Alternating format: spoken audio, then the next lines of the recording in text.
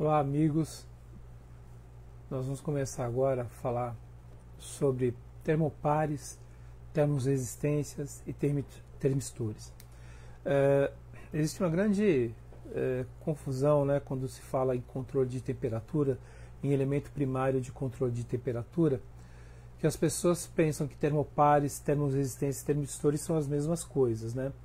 E não são, são princípios diferentes de medição e são para medidas totalmente diferentes. Nessa imagem que você está vendo aqui, nós temos uma unidade que é uma unidade de craqueamento, certo? Então, uma unidade dessa, ela trabalha com uma grande quantidade de controle de temperatura, porque aqui do lado, ó, nós temos trocadores de calor e aqui nós temos uma torre de craqueamento, aonde você vai tirar leves, ou seja, nafta, gasolina, diesel, e pesados, que vão ficar lá embaixo, com o controle de temperatura dessa torre aqui. Então, principalmente na parte petroquímica e química, esse tipo de medição de variável é muito importante. E tem um grande problema.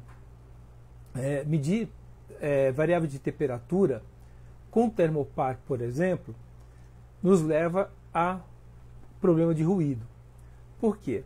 Porque o termopar ele precisa de uma ligação entre o elemento sensor, que é o termopar, e o elemento que vai receber esse sinal, que é um sinal em milivolts, estar muito bem ajustado. Ou seja, eu tenho que ter meu termopar no range correto, um cabo de compensação que seja de acordo com o termopar e minha recepção lá, a minha junta de entrada tem que estar de acordo com esse termopar. O que a gente vê mais em empresas é justamente essa não conformidade, né? Então aqui, ó, nós podemos ver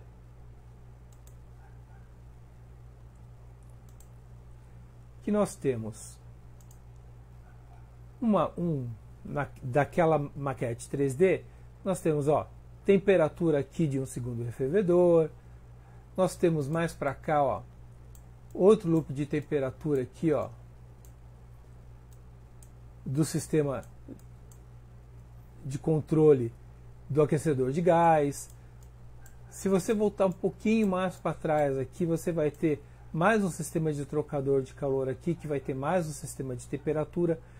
Enfim, é um sistema aonde, com vários termopares, eu tenho vários cabos de compensação passando e indo para um acumulador de dados.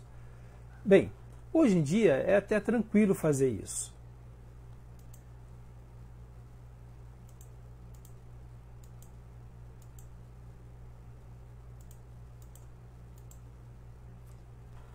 Quando nós temos um termopar, né, nós temos um sistema de medição para o termopar, nós temos uma junta de medição e uma saída desse termopar para ligar no nosso equipamento que vai passar essa transmissão de sinal. A primeira junta de leitura, ela é bem tranquila, porque ela está aquecida, ela está sendo o meu sensor está ali em cima dela. Já a minha entrada no instrumento é uma outra junta, que eu posso estar com parafuso de cobre ou parafuso de inox, seja, mas já forma uma outra junta. Essa outra junta a gente chama de junta de referência ou junta fria. Essa junta fria, no passado, nós tínhamos que compensá-la sabendo qual era a temperatura ali. Hoje em dia os equipamentos já têm essa facilidade, não é?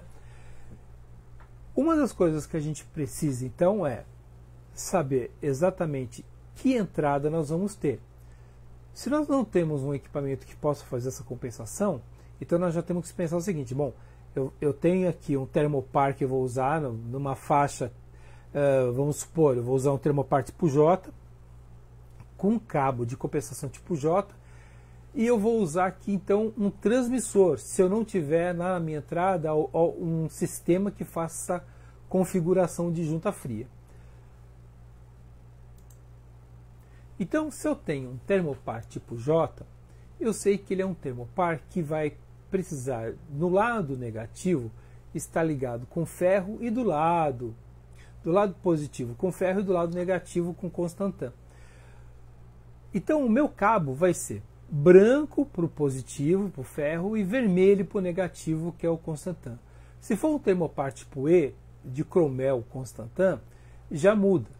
O meu lado positivo, que é o cromel, vai ser meio rosa.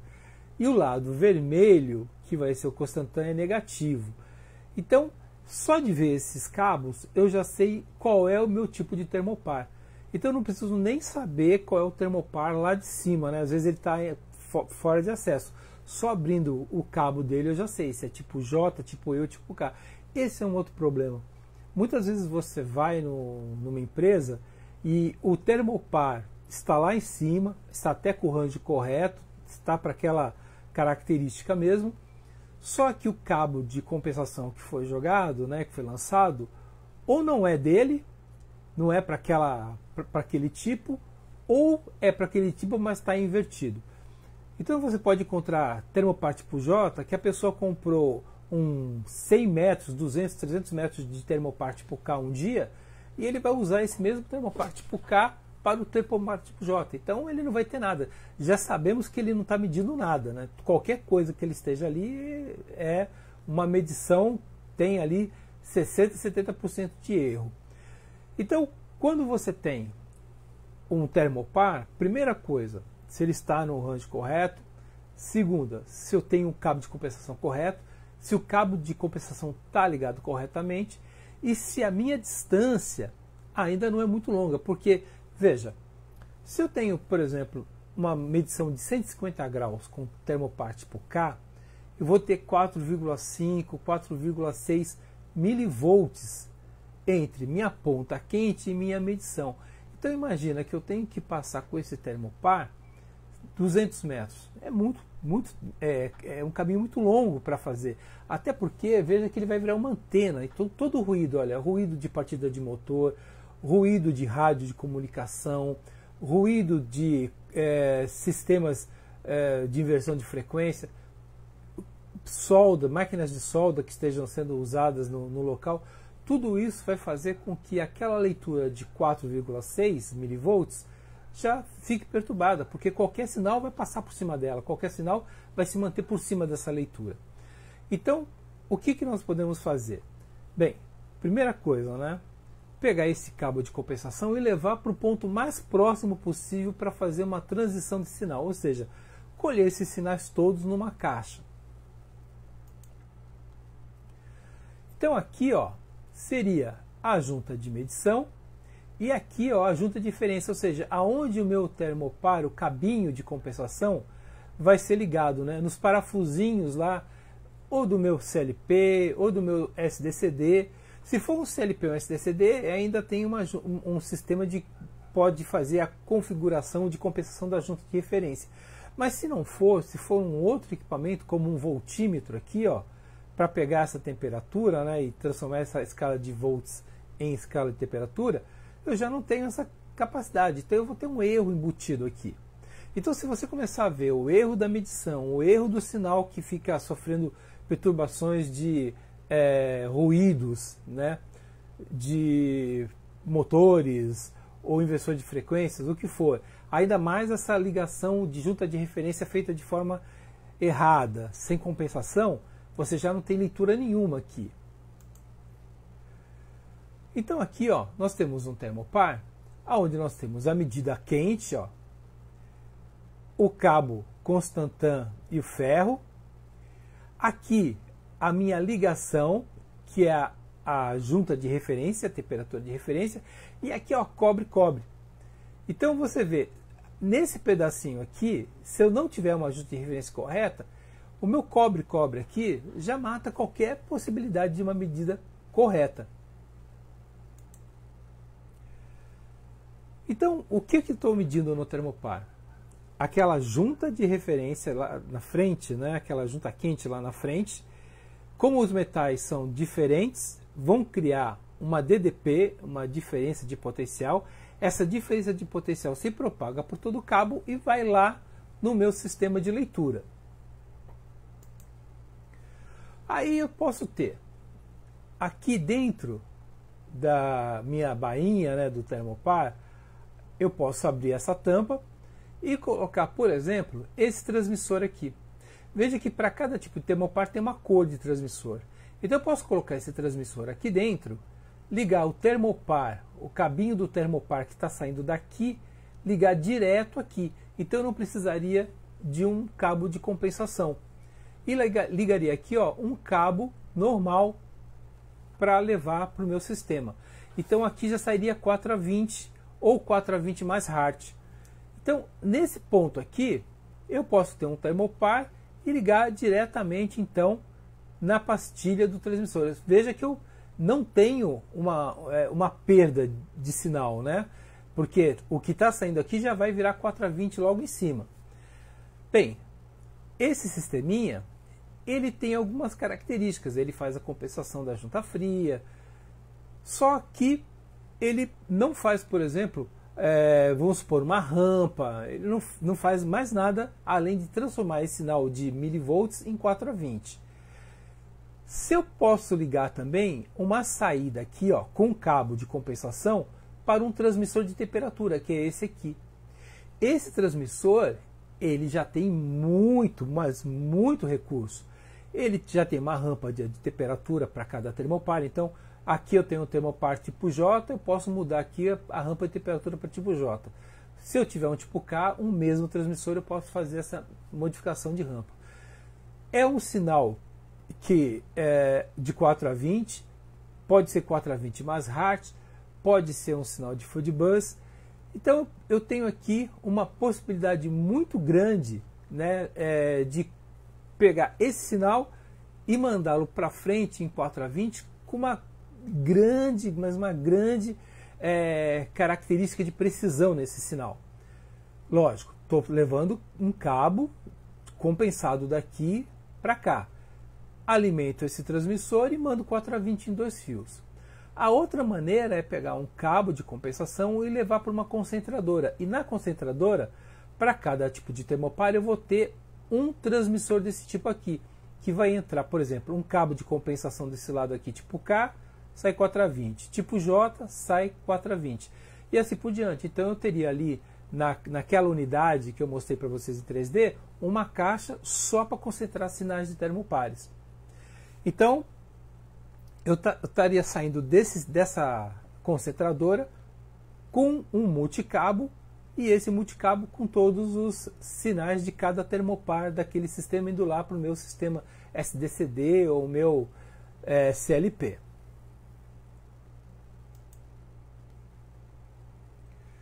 Bem, para cada medida eu vou ter um termopar que é mais usual para mim. Então, vamos lá. Se eu tenho um lugar onde eu tenho um problema de muita agressividade no sistema de medida, ou seja, eu vou medir um gás muito agressivo, eu posso usar um termopar tipo B. Um lugar onde não é tão agressivo, eu posso usar um termopar tipo J. Para cada sistema, eu vou ter um termopar. Por exemplo, vamos pegar o termopar tipo J, ferro Constantan. Ele vai de menos 150 graus até 1000 graus. E ele vai dar uma DDP de menos 8 a 69,55 milivolts. Eu posso usá-lo em atmosferas redutoras, inertes, em condições de vácuo, em limitações em atmosferas oxidantes e elevadas. Já no tipo B, eu não tenho essa limitação de atmosferas redutoras, né, ou com problemas de serem oxidantes. No tipo B, eu posso usar para atmosferas oxidantes. Ele não deve ser inserido em tubos metálicos e deve ser utilizado a altas temperaturas, porque ele é sensível a contaminações. Veja, esse tipo de termopar já é para um forno, por exemplo, numa indústria de vidraria, né? Um forno para a indústria de vidro, né? Se você pegar um tipo E, menos 270 a 1000 graus, né? Atmosferas oxidantes ou inertes. Se temos aqui um tipo T, menos 200 a 350. ele pode apresentar problemas de oxidação. Então, para cada um desses locais que eu vou medir, eu tenho um termopar para aquela situação, para aquele tipo de situação.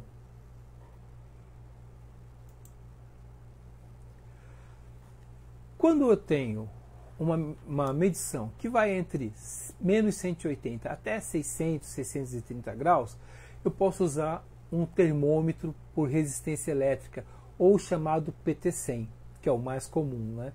Então, o que faz o PT100? Na verdade, o PT100, quando eu tenho um aquecimento lá do bulbo de resistência, ele vai entrar em uma ponte de Winston e vai alterar a resistência nessa ponte.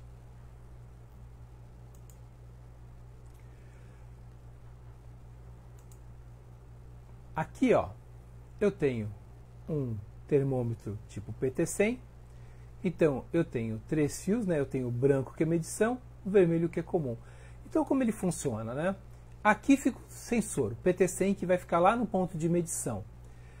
Aqui eu tenho o transmissor, que é aquela pastilha que eu mostrei para vocês. Aqui eu tenho uma fonte de 24 volts e aqui eu tenho a carga. O que vai acontecer? Se eu tenho aqui uma conexão a 2 fios, um PT100 a 2 fios, veja, eu tenho uma ligação direta na ponte.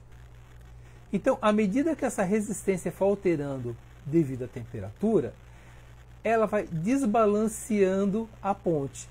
E esse voltímetro aqui, ele vai estar graduado em temperatura. Então, o que vai acontecer? À medida que a temperatura for aumentando, ele vai aumentando também o desbalanceamento da ponte. Eu tenho aqui um trimpote de ajuste para zerar a ponte quando eu ligar o PT100. Depois que ela estiver zerada, o PT100 estiver calibrado, é só deixar.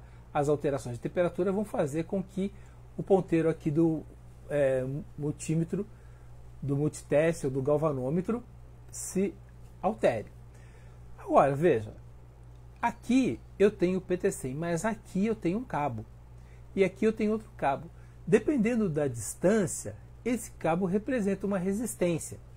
Então, eu tenho a alteração aqui da minha resistência em cima de um cabo que também tem uma resistência. Eu posso até ajustar aqui o RV3, porém, se tiver muito sol ou muito frio, esse cabo também vai sofrer problemas de alteração de resistência. Agora, aqui em conexão a 3 fios, veja, eu tenho o PT100 aqui e tem uma resistência que cai aqui do lado, ó, e vem para a fonte.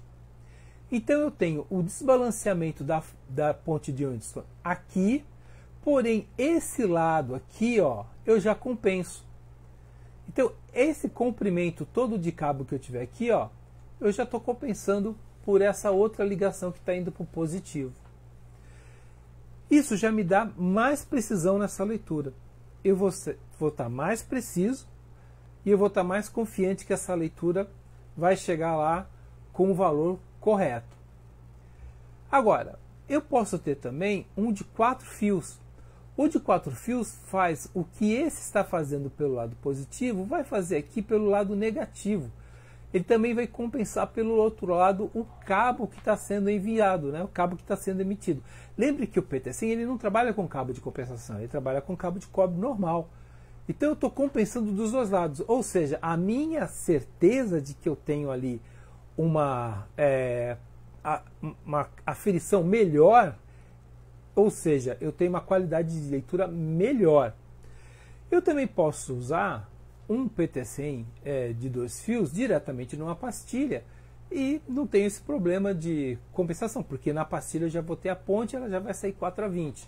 Agora, se eu não tiver isso, se eu estiver levando ele diretamente para um cartão, para fazer a medição nesse cartão, então eu tenho que pensar nessa possibilidade.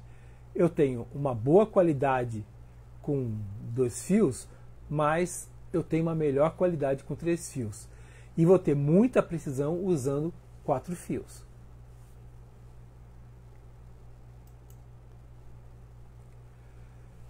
Nós temos uma diferença, né? Às vezes as pessoas falam termorresistências e pensam que termorresistências são PTCs e NTCs, e não são. Termorresistências são termorresistências metálicas. Os termistores, o PTC e o NTC, eles são semicondutores. Eles têm uma outra curva. Eles não têm nada a ver com a variação de resistência pelo meio metálico. Quando é que eu vou usar os termistores? Bem, o NTC quer dizer coeficiente de temperatura negativa. O PTC é coeficiente de temperatura positiva. Se eu quero medir temperaturas negativas, eu vou usar um NTC. Se eu quero medir temperaturas positivas, eu vou usar um PTC. Veja que se eu estou usando num chiller, que é um sistema para temperaturas negativas, eu vou usar um NTC. Porém, se eu estiver usando na carcaça de um compressor, para medir a temperatura da carcaça de um compressor, eu vou usar um PTC, porque vai ser positivo. Então, é diferente de usar um sistema com PT100, onde eu vou medir só um lado. Por exemplo, num PT100 eu meço de negativo a positivo, dentro de um range. No NTC só negativo, no PTC só positivo.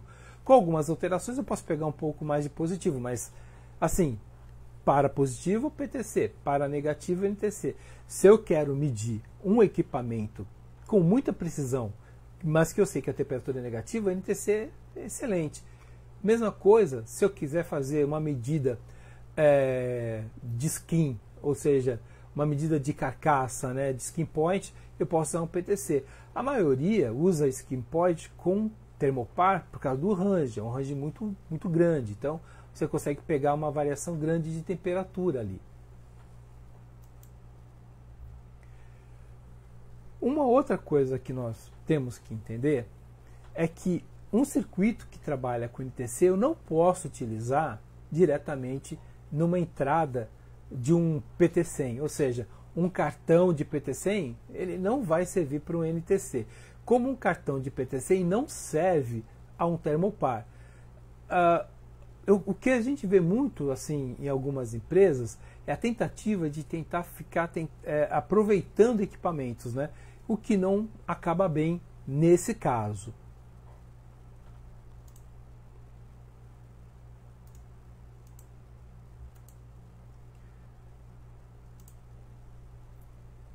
Aqui eu tenho um termopar tipo K, tá certo? Eu vou baixar aqui a temperatura para 95 graus. 95 graus. Veja, eu tenho aqui um medidor, ele vai aqui para um circuito amplificador, entra num PIC 18452, ou seja, no microcontrolador.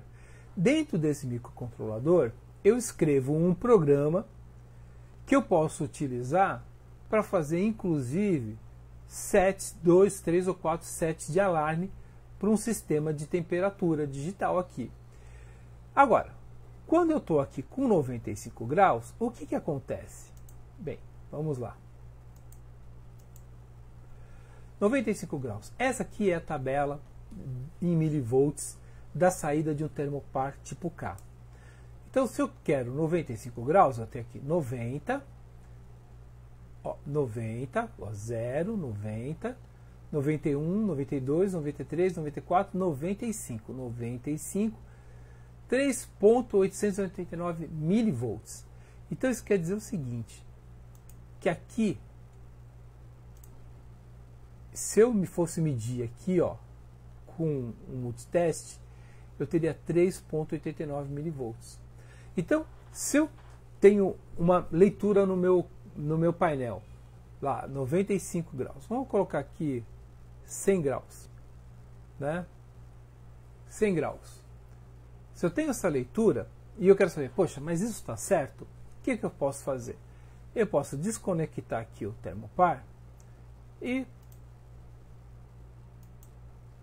100 graus. 100 graus, 0, 100, 4.096 milivolts. É isso que eu tenho que encontrar quando eu medir lá. É essa a milivoltagem que eu vou ter que encontrar. Então, o que a gente faz? Quando a gente vai se certificar que um Thermopar está funcionando, não basta pegar só o zero ou o expander. Você cria uma curva, né? Você vai medindo ali os pontos de temperatura. Se eu estou medindo ali uma faixa que vai de 60 a 130, é pegar aqui, ó, de 60, essa linha inteira, e vai até aqui embaixo, ó, 130. Ou seja, eu pego esta linha toda aqui, ó, e vou medindo a cada temperatura que eu vou mencionando aqui. Ou seja, coloco ele no banho térmico e à medida que ele vai indo, eu vou acompanhando essa temperatura aqui aumentando.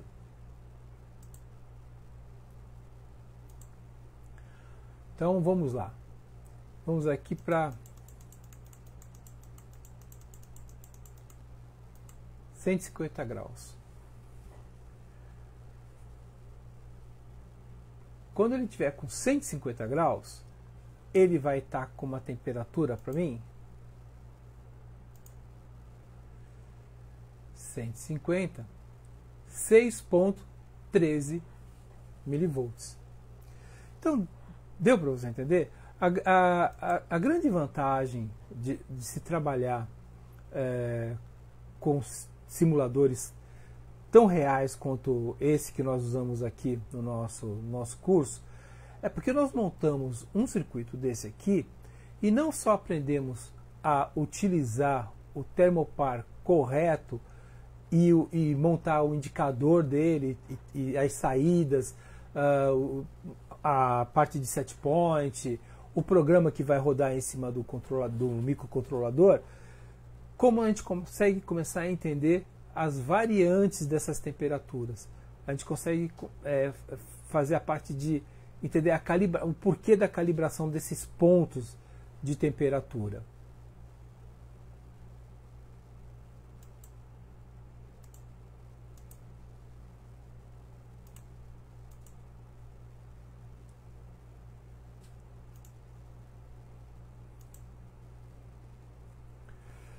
O grande problema quando você usa ou vai escolher o medidor, o teu elemento sensor, é quanto você precisa de estabilidade de leitura.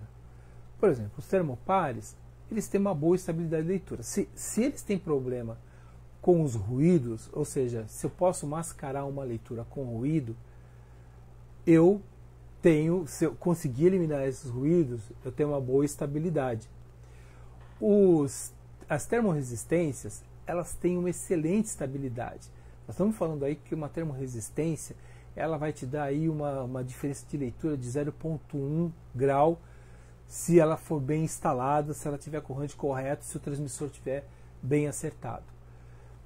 Quando nós falamos de termistores, nós estamos falando também basicamente nesse nível aí, 0,1. Então, o que acontece é que uma termorresistência não nos dá uma boa leitura se eu quero leituras muito altas. Mas para temperatura ambiente e, vamos dizer assim, uma temperatura de equipamento até 600, 300, 400 graus, ele é excelente. Se você vai usar em um produto muito agressivo, aí não. Aí já não é o melhor modo. Se você vai medir então um produto muito agressivo, o Thermopar volta a ser o melhor. Se você vai medir uma temperatura que você sabe que é só negativa, você pode trabalhar com NTCs. É mais seguro porque você vai ter uma qualidade de precisão muito maior. E se você for trabalhar com uma medida só positiva e dentro dessa faixa aí até 100, 110 graus, o PTC também pode te ajudar bastante. Lembrando que o NTC e o PTC, eles entram dentro de um amplificador, né, de um amplificador operacional. Esse sinal tem que passar por um amplificador operacional. Quando nós estamos falando de PT100, aquela pastilha ou transmissor, ele já entra dentro de um sistema de amplificação de erro, quer dizer, é um circuito muito mais rebuscado, tá certo? Bom, o que eu tinha a falar para vocês sobre termistores, termopares, termorresistências, era isso. Eu espero que vocês tenham entendido alguns cuidados que a gente tem que tomar quando a gente está trabalhando com termopares, termorresistências e termistores. No cursando técnico, nós fazemos sempre a opção de usar simuladores para que você possa enxergar claramente essas modificações, essas mudanças, né? Então, essa montagem aqui é uma montagem típica do curso, para que você possa montar desde o teu sensor até o teu indicador, passando pela parte de programação, onde você vai construir aquela escalinha que você viu aqui. Essa escala aqui, no programa que você vai utilizar dentro do PIC. Então, eu espero vocês para mais informações sobre esse assunto de medição de temperatura com termopares, termorresistências e termistores. Até lá!